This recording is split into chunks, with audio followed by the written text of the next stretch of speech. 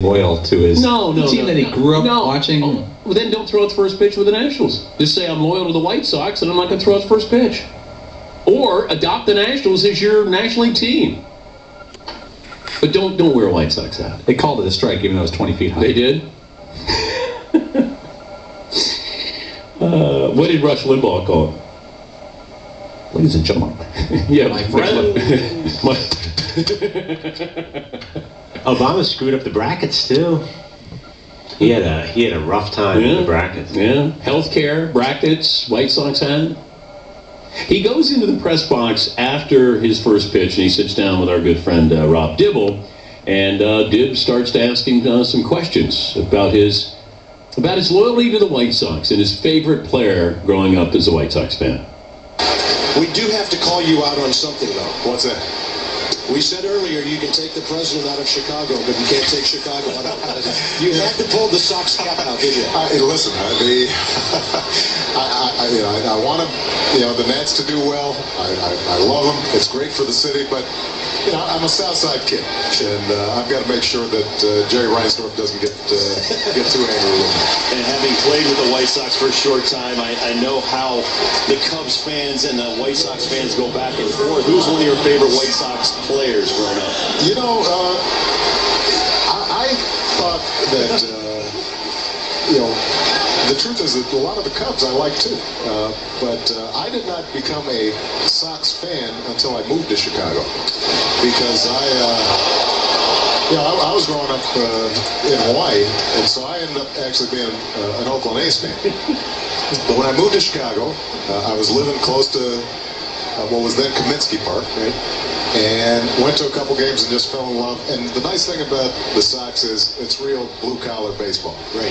We always tease about the Cubs. They're up at Wrigley and sipping wine and playing those day games. Playing those day games. They're having a good time. Correct. I'm sorry. Okay. The funny thing. I've never seen that guy stumped before. He did better with healthcare, explaining that than this. Those politicians know how to avoid questions pretty well. Oh, no, he didn't do very well with that. Okay. You throw out a Harold Baines just for an easy cover? You know what? Give me, Ron Kittle. Give me Greg Luzinski. Wilbur Wood. Give me some. Luis Aparicio. Somebody. We're not asking you to go Britt Burns or Lamar Hoyt. We don't want you to go deep.